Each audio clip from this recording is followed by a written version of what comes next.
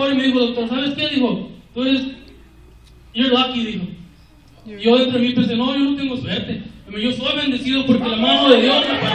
Amén, hermano, yo no tengo suerte, hermano. Yo no soy nadie, la mano de Dios, hermano, ahí estaba conmigo, él paró, y la máquina de ese hermano fue suficiente, hermano, con un apachurrucito, y aquí me tiene el Señor.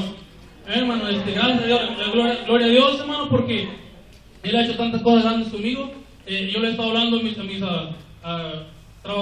compañeros de trabajo, he estado hablando con un hermano ahí que es católico y me dice, no, dice, tú estás mal. Digo, no, yo no estoy mal. Digo, yo le sirvo a un Dios vivo.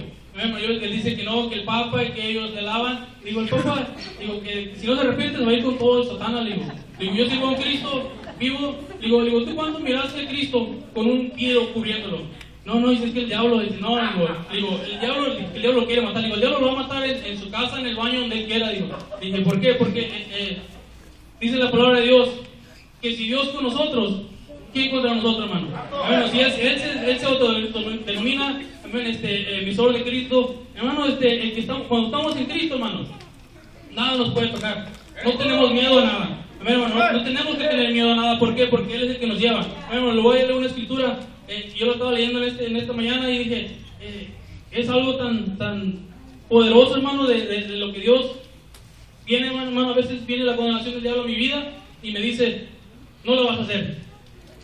Me dice, no lo vas a hacer, tú ya te rebalaste una vez, tú ya fuiste otra vez. Y ¿sabe qué, hermano? El diablo tiene razón. Yo no lo voy a hacer. Amén, hermano. Yo no lo voy a hacer. Si yo voy solo con yo mismo, hermano, yo no lo voy a hacer. Pero Cristo va conmigo, hermano. Amén. Por mis fuerzas, yo no lo voy a hacer. Pero, hermano, una cosa le digo, que Dios va delante de mí.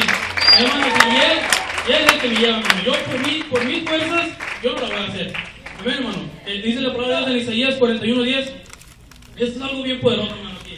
Tómelo, abrácelo, hermano. Cada vez que se siente desanimado, acuérdese de esta palabra de Dios que dice, en Isaías 41:10 dice, no temas, porque yo voy contigo.